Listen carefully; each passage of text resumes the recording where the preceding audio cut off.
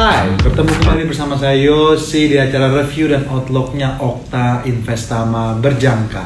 Nah, seperti biasa, sebelum kita masuk ke dalam materi-materi, bocoran-bocoran apa saja nih yang akan menjadi peluang untuk bertransaksi di market selama sepekan ke depan. Terlebih dahulu, seperti biasa, saya akan menginformasikan beberapa hal tentang Okta Investama Berjangka. Nah, untuk perizinan dari Okta Investama Berjangka itu sudah sangat-sangat lengkap, di mana Okta Investama Berjangka memiliki perizinan dari Bapepti, Lembaga Clearing Berjangka Indonesia, tergabung di ICDX dan juga Asosiasi Aspeptindo. Kemudian untuk penghargaan dari Okta Investama Berjangka itu juga sudah sangat oke, karena sudah memenangkan The Most Excellent Broker dan The Most Transparent Broker. Kemudian untuk kelebihan trading di Okta Investama Berjangka itu yang pertama kali itu adalah low spread, di mana spreadnya ini sangat-sangat minim, di mana futures ini paling banyak dicari oleh para trader dikarenakan akan lebih memudahkan untuk bertransaksi ala scalping. Jadi peluang untuk mendapatkan profit di market menjadi lebih cepat. Kemudian low commission, trust commission pun juga sangat-sangat minim, dan free swap. Nah, bicara free swap ini nih merupakan salah satu unggulan betul-betul dari MT5-nya Okta Investama Berjangka. Karena apa? Sedari awal, kami tekankan ya, sedari awal sampai dengan seterusnya, betul-betul seterusnya, itu betul-betul free swap. Jadi tidak ada istilah hanya sekedar 3 hari bekerja, hanya 5 hari bekerja free swapnya, tetapi betul-betul free swap selamanya. Kemudian untuk proses withdrawal itu juga sangat cepat, di mana menggunakan jam lokal Bank Umum Nasional. Dan yang terakhir, kita memiliki program yang namanya Okta Vaganza, yang mana nih dari Okta Traders pada saat bertransaksi di market itu akan diredeem menjadi lot, dan dari lot itu diredeem menjadi poin-poin, dan dari poin-poin yang terkumpul itu akan langsung dapat ditukarkan atau diredeem menjadi hadiah langsung. Katakanlah seperti voucher 100.000, voucher 200.000, emas 1 gram, emas 5 gram, emas 10 gram, terus sampai dengan naik hingga ke motor listrik dan mobil listrik. Dan kami tekankan lagi bahwa ini betul-betul merupakan hadiah langsung, bukan diundi. Nah, untuk media sosial Okta Investama Berjangka itu juga ada banyak. Kita memiliki website www.okta.co.id. Jadi untuk registrasi, pembukaan account, daftar account, dan informasi-informasi news itu ada di website kami. Kemudian ada Facebook, ada Instagram, ada YouTube channel, ada Twitter, dan juga ada TikTok. Oke, tanpa melupakan disclaimer materi ini bersifat informatif untuk referensi dan seterusnya. Nah, tanpa menunggu waktu lama-lama, kita akan sudah mulai masuk ke dalam materi. Tetapi sebelum kami menginformasikan bocoran untuk peluang trading apa yang bagus di market selama sepekan mendatang, tetapi tidak ada salahnya seperti biasa kita akan mereview terlebih dahulu apa sih yang menjadi penggerak market di pekan kemarin, tanggal 27 hingga 31 Januari 2025. Karena memang betul, tanpa terasa bulan Januari sudah habis, sementara sekarang ini sudah betul-betul berganti ke awal bulan yang baru, yaitu bulan Februari. Nah, untuk pekan kemarin sedari hari Senin itu ada berita untuk China, ada manufacturing PMI untuk China yang terjadi penurunan dari 50.1 menjadi 49.1. Nah, hal ini kurang bagus untuk ekonomi China, otomatis akan juga berdampak untuk mata uang Aussie dan mata uang New Zealand. Oleh karenanya, di sesi perdagangan awal pekan Senin, disitulah Aussie dan New Zealand terjadi pergerakan menurun atau terkoreksi. Dan di sesi perdagangan Selasa, itu ada CB Consumer Confidence untuk Amerika Serikat yang juga mengalami penurunan dari level 109.9 menjadi 104.1. Disinilah menggarisbawahi akhirnya terjadi pergerakan koreksi ke bawah untuk greenback. Kami sebutkan ya, koreksi. Jadi bukannya turun. Beda nih. Kalau bicara tren negatif itu betul-betul melandai menurun, tetapi kalau tren positif itu berarti bergerak naik betul-betul ke atas. Tetapi pada saat dia bergerak naik ke atas, disitulah bisa jadi akan dapat koreksi-koreksi time frame yang lebih minor, katakanlah H1, H4, bahkan D1. Dikarenakan secara utuh pada saat ini kami melihat bahwa untuk mata uang dolar atau greenback memang trennya sedang terjadi tren positif. Kemudian untuk sesi perdagangan hari Rabu itu ada data inflasi untuk Australia yang dirilis tetap di level 0,2%, sementara untuk CPI year on year-nya itu juga terjadi penurunan dari level 2,9% menjadi 2,5%, atau menggarisbawahi tadi kan kita sampaikan sama-sama di hari Senin data untuk China itu kurang bagus, sementara di hari Rabu data untuk Australia sendiri yaitu inflasi yang barusan kami sebut itu juga tidak bagus. Itulah yang menyebabkan mata uang Aussie dan mata uang New Zealand itu akhirnya terus mengalami tekanan turun ke bawah atau tekanan negatif sepanjang selama sepekan kemarin. Kemudian untuk di sesi perdagangan tengah pekan Rabu itu pun juga terdapat data atau rilis suku bunga Bank Sentral Kanada yang terbaru yang kita lihat sama-sama dari 3,25% menjadi 3%, atau terjadi penurunan sebesar 25 basis point. Sementara di hari Kamis itu, di Kamis dini hari itu juga ada pengumuman suku bunga daripada Fed atau Amerika Serikat, tetapi sesuai dengan ekspektasi para pelaku pasar, Fed masih berada di level 4,25 sampai dengan 4,5%. Sementara di sesi perdagangan Eropa Kamis itu ada berita untuk suku bunga daripada Uni Eropa secara keseluruhan atau ECB yang terjadi penurunan dari level 3,15 sampai dengan 2,9%. Nah, clue-nya di sini. Petunjuknya di sini. Kita lihat sama-sama ya. Di hari Rabu, suku bunga Bank Sentral Kanada kami ulangi 3%. Amerika Serikat 4,25 sampai 4,5%. Sementara untuk Uni Eropa itu 2,9%. Nah, itulah kenapa kami secara gamblang, kami secara lugas, secara normal kami bisa mention, kami bisa informasikan kepada okta-okta trader sekalian. Disitulah kenapa kami sebut bahwa greenback atau dolar pada saat ini sedang terjadi tren positif atau tren yang betul-betul ke atas. Dikarenakan apa? Kita remind, suku bunga Bank Sentral Kanada 3%, Amerika Serikat 4,25%. Itu terjadi gap sebesar 1,25%. Sementara kalau Uni Eropa itu 2,9%, ini 4,25%. Jadi jedanya lebih besar lagi, yaitu sebesar 1,35%. Nah, let's say katakan seperti ini.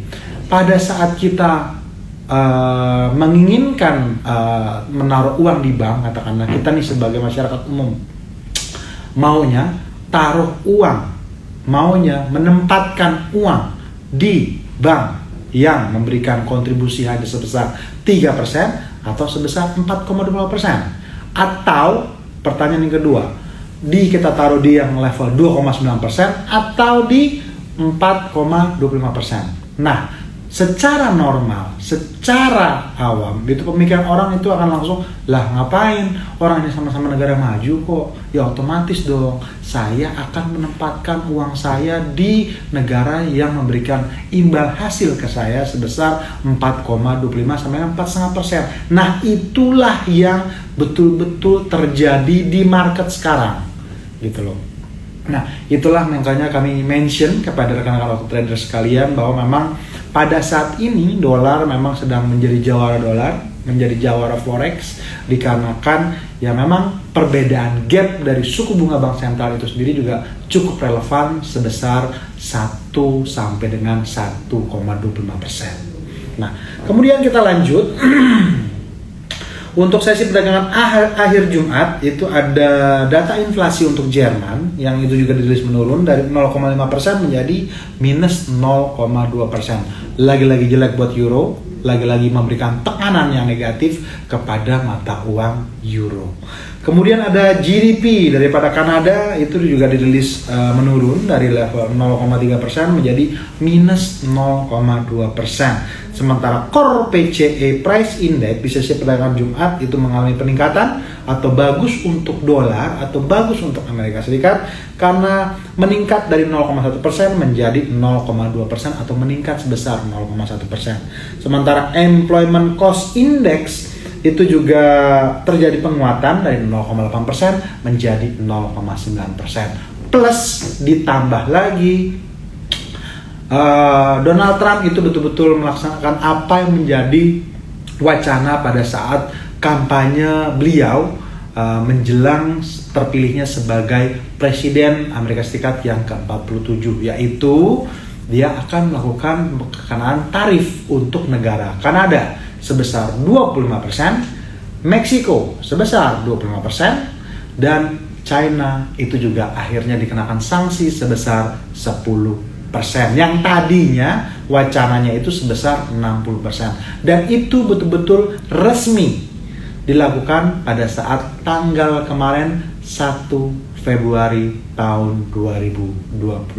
Disitulah yang semakin menggarisbawahi bahwa akhirnya tensi para pelaku pasar atau tensi para traders betul-betul condongnya arah ke dolar. Dikarenakan apa? Memang pada saat ini walaupun katakanlah sudah ada mulai BRICS, walaupun sudah ada mulai untuk misalnya negara Indonesia dengan Malaysia nih bertransaksi ekspor impor, oke, kita nggak perlu untuk menggunakan dolar, langsung ditukarkan ke ringgit juga langsung ditukarkan ke rupiah. Tetapi pada pelaksanaannya sekarang ini yang terjadi itu sebenarnya masih menggunakan dolar nih sebagai mediasi tengah-tengah.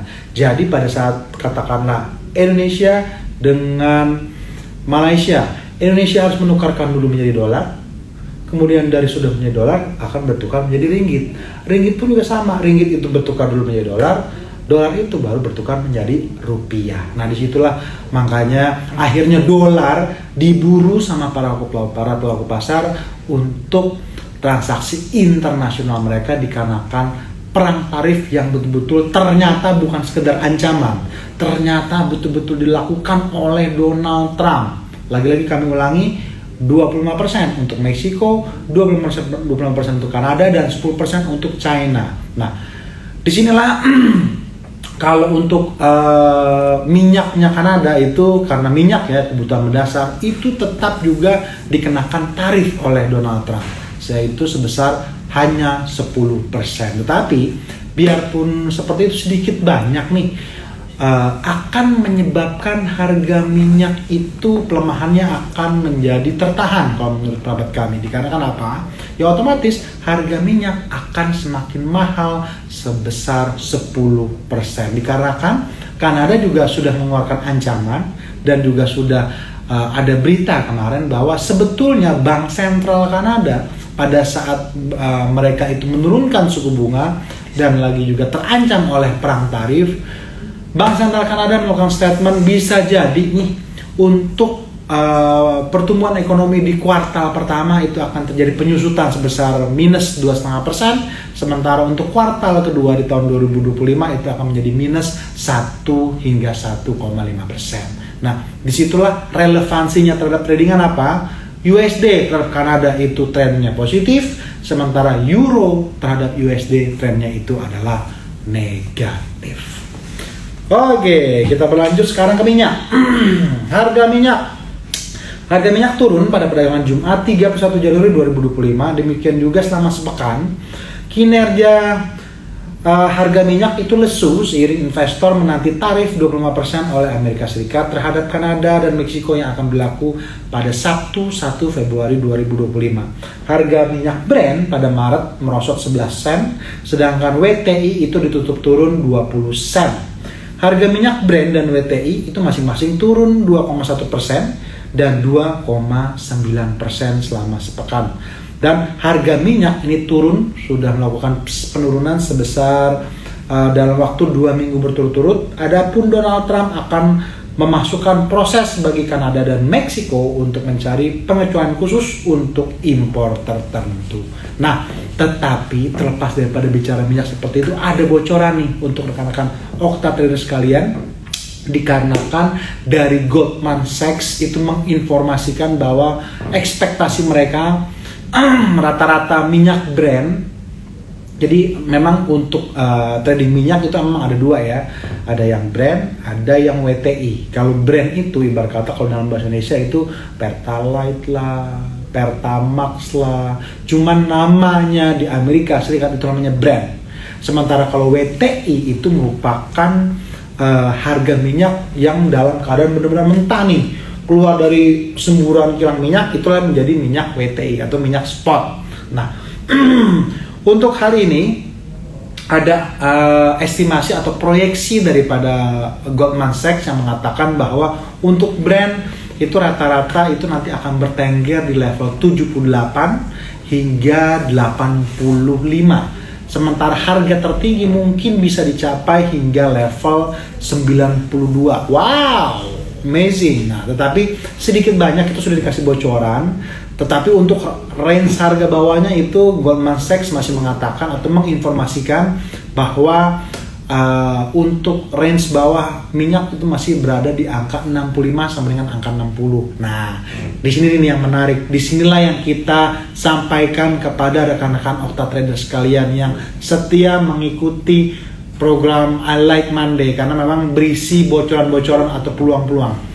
Jadi khusus untuk minyak itu range harganya 65 sampai dengan 60 itu merupakan level support yang bagus sekali untuk melakukan posisi-posisi buy. Sementara untuk harga mendekati 85 hingga dengan 90-an itu posisi yang bagus sekali untuk melakukan posisi sell.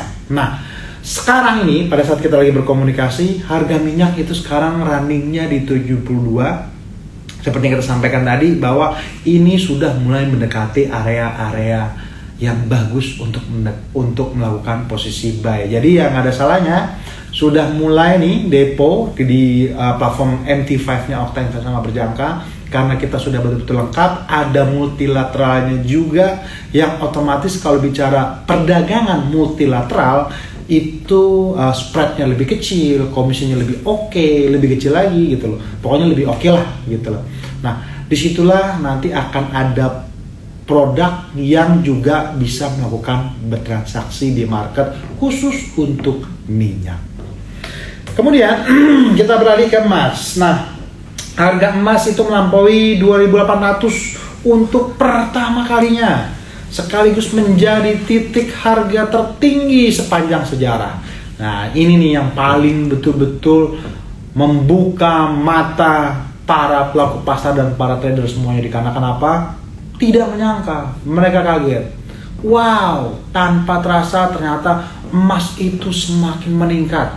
Bahkan harga tertinggi sepanjang masa itu disentuh di level 2.817. Tetapi khusus untuk Okta Traders atau klien-klien yang sudah tergabung di platform MT5-nya Okta Investama Berjangka, itu sudah disampaikan sebetulnya bahwa resistennya harga emas itu untuk 161,8% secara Fibonacci ada memang betul di level 2817. Nah, disitulah akhirnya begitu menyentuh level 161,8% dari angka 2817 tersebut, disitulah harga emas akhirnya perlahan tapi pasti melakukan pergerakan koreksi hingga awal sesi perdagangan Senin Asia tadi. Nah, kemudian pencapaian ini didorong oleh lonjakan permintaan aset safe haven setelah ancaman tarif dari Presiden Donald Trump yang meningkatkan kekhawatiran tentang pertumbuhan ekonomi global dan tekanan inflasi. Dalam sepekan, emas itu sudah menguat sebesar 1,07% dan melanjutkan kinerja positif mingguan untuk 5 pekan berturut-turut. Jadi emas itu sudah naik 5 pekan berturut-turut. Sementara dalam sebulan harga emas sudah melambung, atau selama bulan Januari itu harga emas sudah melambung sebesar 6,75% atau kinerja bulanan terbaik sejak Maret 2024. Nah, untuk balik lagi nih, penggunaan platform MT5-nya Okta Investama Berjangka, jangan lupa boleh trading, boleh berinvestasi dikarenakan apa? Kami betul-betul free swap sedari awal sampai dengan seterusnya untuk Okta Traders yang menggunakan platform MT5-nya di Okta Investama Berjangka. Dan pada hari Sabtu, Kanada diberitahu Amerika Serikat akan menurunkan tarif 25%, Meksiko, Tiongkok dikenakan 10%, sedangkan untuk energi Kanada akan dikenakan tarif 10%. Sesuai dengan apa yang kami sampaikan tadi yang ada di minyak. Nah, kemudian sekarang kita masuk ke dalam outlook kalender ekonomi. Nah, ini baru nih juga bersifat bocoran juga nih. Apa sih yang terjadi? Apa sih yang akan menjadi peluang untuk bertransaksi di market selama sepekan ke depan?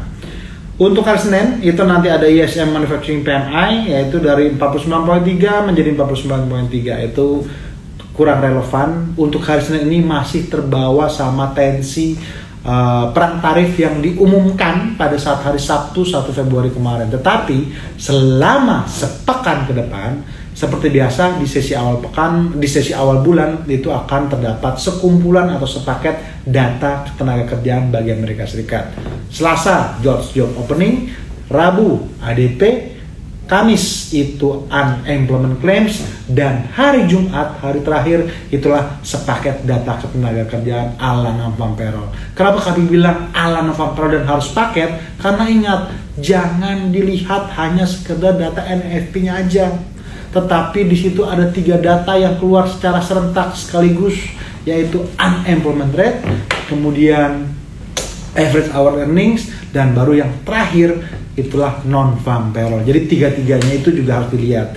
Nah, kita langsung skip ya. Untuk non-farm payroll di sesi perdagangan Jumat,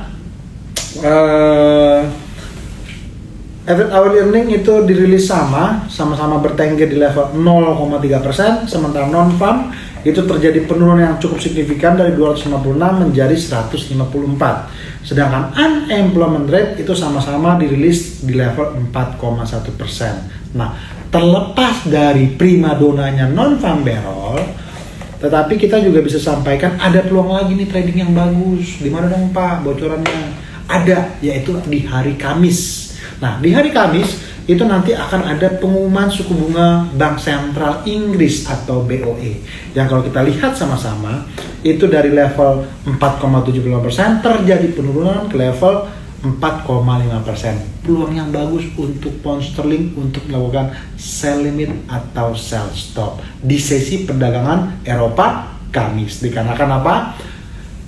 Terjadi penurunan, kami ulangi, dari level 4,75% sampai dengan 4,5%. Oke, sekarang kita tanpa menunggu waktu lama lagi, kita masuk ke teknikalnya minyak dan emas. Kalau minyak, harga tertinggi kemarin itu di level 80.74, terjadi penurunan selama 2 minggu berturut-turut, tetapi penurunannya kali ini tertahan betul di level support Fibonacci 61.8, yaitu di 72.23. Begitu menyentuh level golden area 61,8%, sama seperti emas tadi yang kita sampaikan, begitu menyentuh level 2817, karena itu ada golden area di 161.8 itu, tapi trading plan signal. Nah, kita ke minyak dulu. Untuk minyak ini itu betul-betul begitu menyentuh 61,8 atau di level 72.23, disitulah harga minyak mulai melakukan pergerakan naik ke atas. Akan dapat dikatakan posisi buy yang bagus itu akan berada di level 72.23, 70.22 dan 68.55. Disitulah merupakan area yang oke, area yang optimal, area yang meminimais risiko untuk melakukan posisi-posisi buy pada minyak.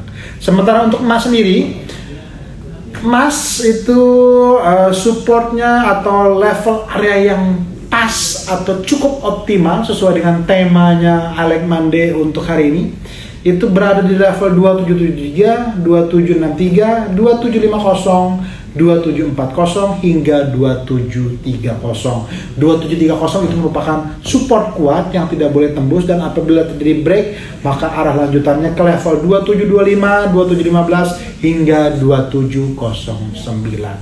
Nah, kami ulangi ya, untuk emas posisi yang bagus untuk melakukan posisi baik di 2773, 2763, 2750, 2740 dan 2730 untuk pertahanan barrier utama. Oke. Tanpa terasa materinya sudah habis, dan tidak bosan-bosan kami ucapkan kepada rekan-rekan Okta trader sekalian, pada saat berada di market, sebelum bertransaksi rencanakanlah dahulu tradingan Anda, dan tradinglah sesuai dengan apa yang sudah Anda rencanakan terhadap market. Bersama Okta Investama Berjangka, ketemu lagi bersama saya Yosi di pekan depan. Bye.